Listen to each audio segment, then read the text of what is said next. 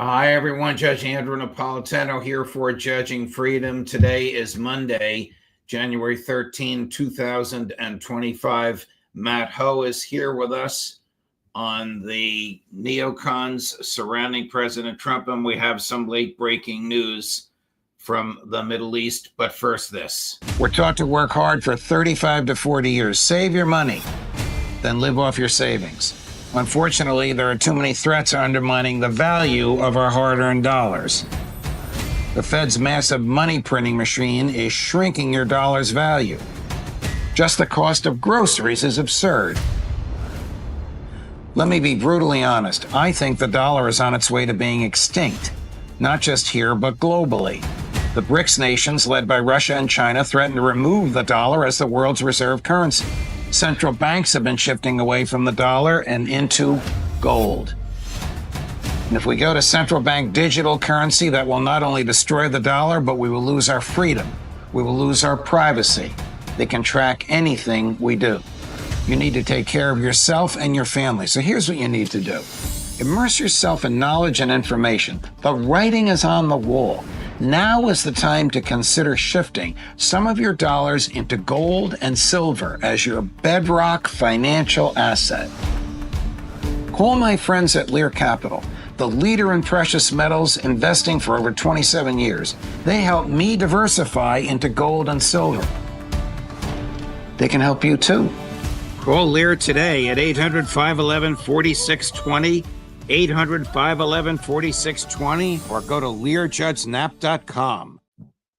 Matt Ho, welcome here, my dear friend. Some breaking news from the Middle East. Forgive me for looking down. I want to read this literally. CNN is reporting that Hamas is expected to release 33 hostages during the first phase of an emerging ceasefire agreement being finalized by negotiators in Doha, two Israeli officials said. Israel believes that most of the 33 hostages are alive, a senior Israeli official told reporters on Monday, but the bodies of deceased hostages will also likely be among those released during the initial 42-day ceasefire. The piece goes on and on. Apparently, 1,200 Palestinian hostages will also be released. No indication of what happens when the 42-day ceasefire is over. So it looks like Joe Biden is going to get something out of this in the last week of his presidency. Well, thanks for having me back on, Judge. I think 2 points to that. One, I'm sure you noted how late in the story CNN acknowledges that there are Palestinian hostages, let alone the sheer number of them. And the 1,200 that may be released if this deal goes through. First of all, there's the reality that they'll get rearrested. That happened to many of the Palestinian hostages that were released in the November 23 ceasefire. Many of them got rearrested, re-detained by the Palestinians, some within literally in a matter of days. But then the other aspect, and it's also too the enormity of how many prisoners, hostages the Israelis have. We understood the number to be about 12,000, but in the last weeks, we've heard that the number of Palestinians being held, detained, and we also know clearly, because the Israelis have said themselves, that the Palestinian prisoners are being systematically and deliberately tortured, very often sexually abused or raped. I know members of the Palestinian resistance who were held by the Israelis who have been raped. But the number may be as many as 20,000 Palestinians are being held in Israeli jails, again, being systematically and deliberately tortured. The other aspect I'll say to point out is I don't think anyone is going to give Biden credit for this. The fact that Donald Trump has an envoy, Donald Trump's going to be sworn in a week from now, and that now the deal is finally coming through when Trump is now coming into power, when he's possibly able to make good on his threats, use some leverage, use some force.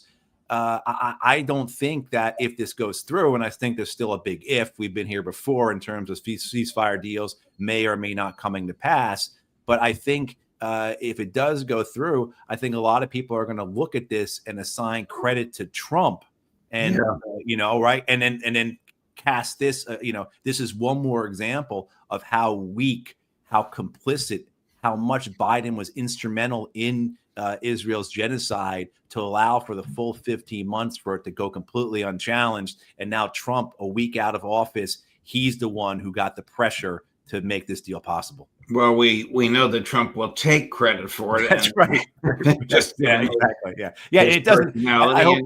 And quite frankly, you're right, Matt. The things he's been saying lately and the things he's done lately are far more in your face than Biden. I mean, look at the posting of the clip of Professor Sachs, which resulted in Netanyahu's decision not to come to Trump's inauguration. I mean, that must have really sent some message, some shockwaves through the hierarchy of Netanyahu's government that he would post the clip of Jeff Sachs calling Netanyahu a deep, dark SOB and arguing as persuasively as Professor Sachs can that Netanyahu was responsible for dragging the United States into its Middle East wars.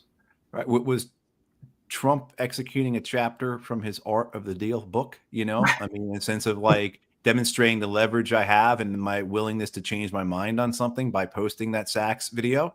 Could very well be. It could very well be. And it doesn't, I mean, I know, Judge, it gives me a lot of pain to be assigning credit to Donald Trump like this.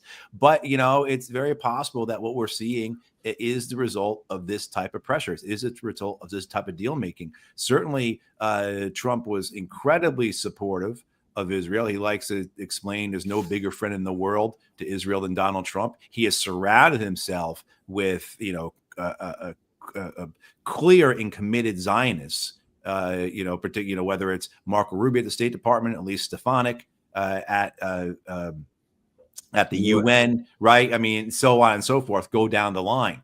Is he actually doing something here to make good on his promise that this thing will be over by the time he took office? And so did his envoy, Witkoff, I'm forgetting his first name, Steve, I believe, or Michael or whatever.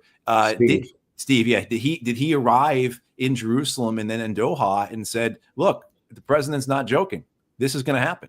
Is that what occurred? And that's and then has that been the impetus this last week or so to get this done? Because certainly, that wasn't coming from the Biden administration. The Biden administration, when it had leverage, when it had power, when it could do something about this, it chose not to do.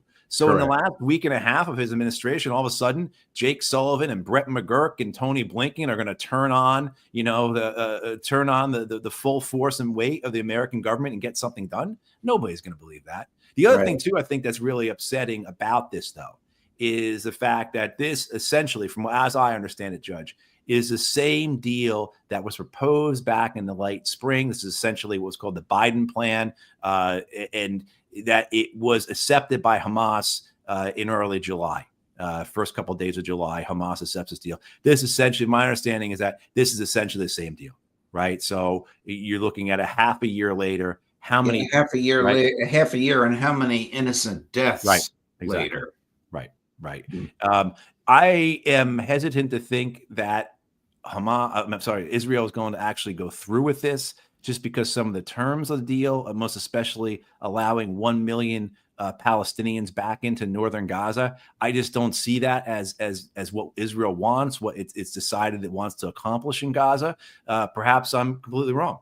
But even if they go through and sign it, and the first tranche, the first phase of the deal goes through, and these, I think the ratio is 30-1. So for every Israeli hostage sent back, 30 Palestinian hostages will be released.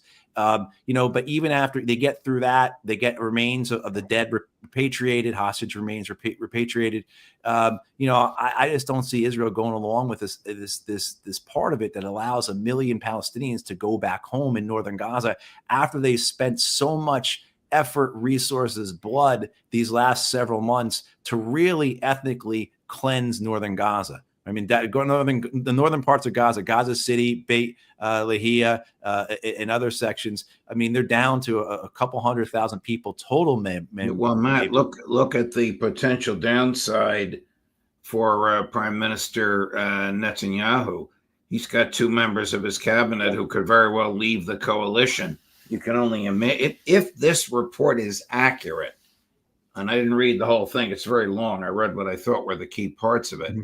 If this CNN report is accurate, I can't imagine that Smotrich and Ben-Gvir are very happy about it. No, they no, and they'll vote against it, and maybe they will resign, and maybe it will cause a crisis in the government, and there'll have to be new elections or something. But we'll see. I mean, but again, remember back in Judge before the Democratic National Convention in August, Jake Sullivan and Tony Blinken were yelling at the top of the lungs how there's going to be a deal this week. The Israelis have agreed to a deal. I mean, we've seen this before, so I'm very hesitant, right? And that what has changed for Netanyahu domestically to allow for him to sustain to survive the far right leaving his cabinet, the far Smotrich and Ben-Gvir and others leaving his government. I don't know if anything has changed that would allow for that. So there's all kinds of reasons why I think maybe the deal goes through. They sign it. They want to make the Trump administration happy. And then at some point, they're able to say, hey, Hamas fired a rocket. We're going back to war. But we have seen the Israelis make deals. I mean, hey, they just made a deal with Hezbollah. President Biden just finished an hour-long midday speech summarizing what he says are his foreign policy accomplishments. This hostage exchange wasn't mentioned. So either he doesn't know about it, or they told him and he didn't remember, or he taped the speech a few hours ago, or the CNN report is not accurate. Who knows? Time. Right. The Qataris seem excited about it, from what I could tell, and other reports out of the region seem as optimistic as they could potentially be. But again, this could be just something for one last PR effort by the Biden administration to get out this last week without hard questions. Right. Yeah. So let's get through this week. Everyone thinks the ceasefire deal is going to go through. It allows us to answer enthusiastically and positively and spin this as a great success. And this is what we've been trying to accomplish all this time, and et cetera, et cetera. And then when it doesn't go through, it's because the Trump people caused it to fail. I mean, the reality for them is what they care most about is how they can spin something, and the same, right. and that's for their supporters and everyone else and those in the media who are going to argue their line and defend them. So we'll have to see. I wish I was more optimistic or positive about it. Yeah, I'm kind of disgusted myself over this latest involving Tulsi Gabbard, the one person around whom libertarians gathered with great enthusiasm that she might dial back what the NSA and the CIA are doing. Now, she announced, I guess last night, that she's in favor of Section 702 of the Patriot Act. Translated, she's in favor of mass warrantless spying, which includes the CIA spying on Americans in direct defiance of its charter. She's not a damn bit different than any of her predecessors and probably any of her successors until we have a revolution in this country. And she had the temerity to say she's going to protect spying and she's going to protect the Fourth Amendment at the same time. I defy her to explain to me how the hell she could do that. And she'll have that power, Judge, because as a director of national intelligence, she'll be the one who's required to sign off that the intelligence community are following the rules.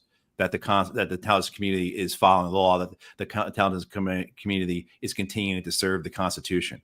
And we've seen her flip on a lot of this. I mean, her change in the last several years from when she was running for the president of the Democratic Party's presidential nomination back in the 2020 campaign over these last few years has been incredibly dramatic. I know her. I worked with her when she was in the House of Representatives. I've worked with her on anti-war efforts. I worked with her. I remember specifically and very clearly with her and Walter Johnson, the late Republican from North Carolina. Oh, Walter Jones.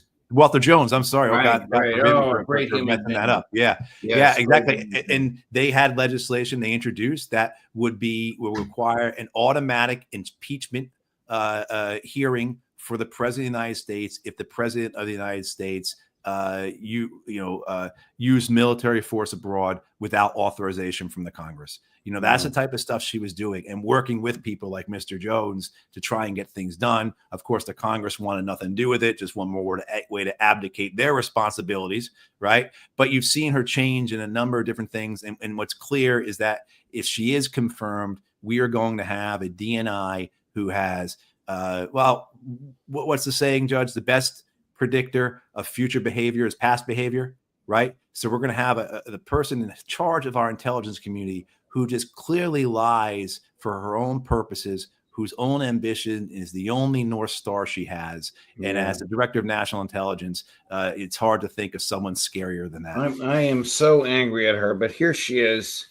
I mean, she's very articulate and very attractive, but here she is patting herself on the back last week, cut number 4. My background on the Armed Services Committee and the Foreign Affairs Committees in Congress over 8 years, service in the military now for over 22 years, gives me a lot of the insight necessary to be able to go in and understand the serious threats we face and the essential function of our intelligence community to restore that trust and to get after ensuring the safety, security, and freedom of the American people. Not the freedom of the American people, Congresswoman, not if you're in favor of mass, warrantless, undifferentiated spying, meaning spying on huge numbers of people, not with any articulable suspicion or any probable cause or any warrants whatsoever. This is exactly what James Madison wrote the Fourth Amendment to prevent from happening. And now she's going to do it after giving those of us who condemn the spying, who believe that the Fourth Amendment means what it says, false hope. It's infuriating. Just as Trump surrounding himself with the likes of Rubio, Waltz, Gorka, now Gabbard, and Hegseth is infuriating. They're all neocons and they're all committed Zionists. Correct, Judge, right? And it was Madison who said to Jefferson that when we lose our civil liberties, I'll paraphrase, of course, when we lose our civil liberties, it'll be because of dangers from overseas, whether real or imagined. Correct. Right? I mean, that's essentially what we're looking at here. And this week, the TikTok case is going to the Supreme Court. I think everyone is in agreement that this Supreme Court is going to go along with the government, and TikTok will either be sold or some deal will be struck, or 150 million Americans won't be able to use that platform for their First Amendment right, to exercise their First Amendment rights. Only one jurist was interested in the First Amendment, my buddy Neil Gorsuch. I think he's going to write a stinging dissent on the First Amendment, but the other 8 just collapsed and believed the nonsense that the government lawyers told them about how dangerous it is to have a venue of communication, American-owned but controlled by the Chinese. Congress didn't produce an iota of evidence that there was any harm to the national security. Oh, because there is none. Hack into your computer. They can hack into your computer. The biggest hackers into computers on the planet is the federal government of the United States. Well, Judge, that's why they don't like TikTok, because they can't get into TikTok like they can Facebook or X or any of these other companies, right? And again, you have this symbiotic relationship that is astonishing how quickly it's developed in the last 15 years between big tech and the federal government. If you look at who staffs out big tech, it's former DOJ, former FBI, DHS, CIA, NSC, as well as political types. The revolving door that we know that defines Wall Street, the military-industrial complex, the media with our government. Again, that symbiotic relationship, the elites who control the empire, who run the empire. It's amazing how big tech has stepped into that role so quickly. And, this is the concern that the American government has about TikTok. And it meets the concerns of the big tech industries. Because, again, so the American government, the empire, can't get into this device or this app to monitor us like it can these other outlets that play ball. And here's the problem. You've got this outlet, this company, this Chinese company, making a heck of a lot of money that Facebook and Twitter and others could be making if they weren't around. So the whole thing is crooked. This is how the empire runs itself, on a daily basis. This is why the elites work together. So Facebook and Twitter and others will say the FBI and the CIA and NSA and others, yeah, sure, we'll let you have backdoors into our stuff. We'll work with you. You just had that interview this past week with Mark Zuckerberg where he told Joe Rogan how Facebook censored stuff on behalf of the federal government. So you have that relationship. And then, of course, the federal government says, yeah, we understand that this Chinese company is making money that you could be making if they weren't around. So, Yeah. hey, it is. And in fact, that I didn't realize that about where the court actually was on this already. I didn't realize it was going to be as bad as 8-1. Well, but, this is just my speculation from having read a transcript of the oral argument. I think you're right there. I could be wrong. I think you're right. If you look at the court, particularly when it comes to national security, particularly when it comes to war, when it comes to the executive powers in relation to foreign policy, the court is so deferential to the federal government, which is completely against everything that you just said about why James Madison wrote the Fourth Amendment. Correct.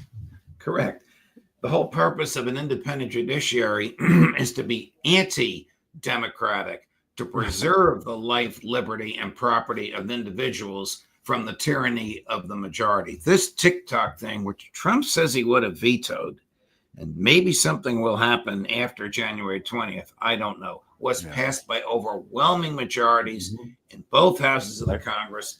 President Biden signed it immediately. Let me ask you what I was going to ask you before I learned about Tulsi Gabbard. It got me so upset. And before the news from CNN, supposedly about the hostage deal. Is Donald Trump an imperialist?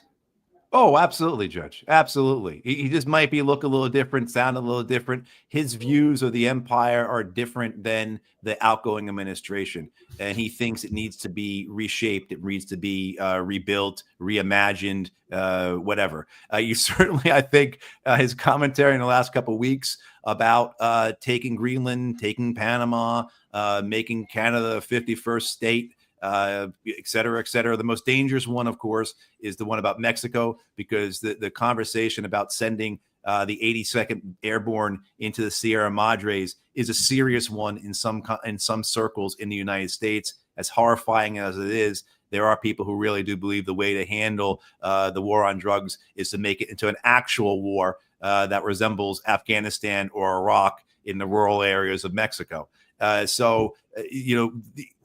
the point being is those statements clearly show that he sees himself as an imperial president. He had in the past, just looked different than the Democratic versions. And what I'll say about this, Judge, is I think if you were to look at Trump's actions, if you're looking at Biden's actions, Obama's actions, Bush, so forth, if you were to put in front of their name emperor rather than president, would some of their decisions, especially or really in regards to foreign policy, seem to make better sense when you understand them as men whose duty is to uphold, maintain, and if possible, expand the empire, as opposed to men who are responsible to the people of the United States? The title of emperor starts to make a lot of their decisions easier to understand. And this goes back to the late 40s when George Kennan, who American diplomat who most famously authored the containment strategy of the Soviet Union, George Kennan writes to Harry Truman, the president of the United States, I think this was in 47 or so. He writes that, and I'll paraphrase this, the United States is in possession of 55% of the world's wealth. We have less than 5% of the world's population. The goal, the duty of every successive presidential administration will be to preserve that inequality, right? Wow. I mean, that's the duty of an emperor, right? And you see that. And the thing that's scary too, I don't want to dismiss the Greenland and the Panama things as nonsense or just Trump rhetoric, where it's the third ring in the circus that he's using to distract from what's going on over here with, where the elephant stepped on a clown or something, the thing that you can make arguments that appeal to an empire as to why we should possess Greenland, particularly when you make the argument, look, China has all these rare earth minerals. They have all these, all the resources they need for the coming future. We have almost none of that. Greenland has a lot. So when you hear Trump say it's about economic security, national security. There are arguments that are you and I would consider specious, but that can sound very appealing to the emperor in terms of his needs to either maintain or expand the empire. And the same can be said for Panama as well. People certainly understand how an empire would say we have to control that. So when you remove emperor, when you remove president and say emperor, I think very often it makes the decisions of American presidents a lot easier to understand. I want to end with a clip from Congressman Thomas Massie, my favorite member of the House of Representatives, about TikTok. They've described the TikTok application as a Trojan horse, but there's some of us who feel that either intentionally or unintentionally, this legislation to ban TikTok is actually a Trojan horse. Some of us are concerned that there are First Amendment implications here. Americans have the right to view information. We don't need to be protected by the government from information. Some of us just don't want the president picking which apps we can put on our phones or which websites that we can visit. We don't think that's appropriate. We also think it's dangerous to give the president that kind of power, to give him the power to decide what Americans can see on their phones and their computers, to give him He's right. Yeah, I mean, I don't that, even know. That debate was back when they were actually debating the legislation. That was about a year ago, and it since went to the Circuit Court of Appeals, where the government prevailed, and TikTok appealed to the Supreme Court. It looks like they're going to lose. I have to run, Matt. Thank you very much for your time. Much appreciated. Whether the news is good or bad, it's a pleasure to be able to pick your brain. Thank you for accommodating my schedule. We'll look forward to seeing you next week. Thank you, Judge. Of course.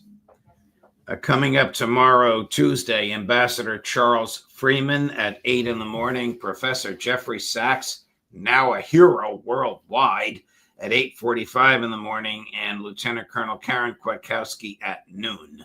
Judge Napolitano for Judging Freedom.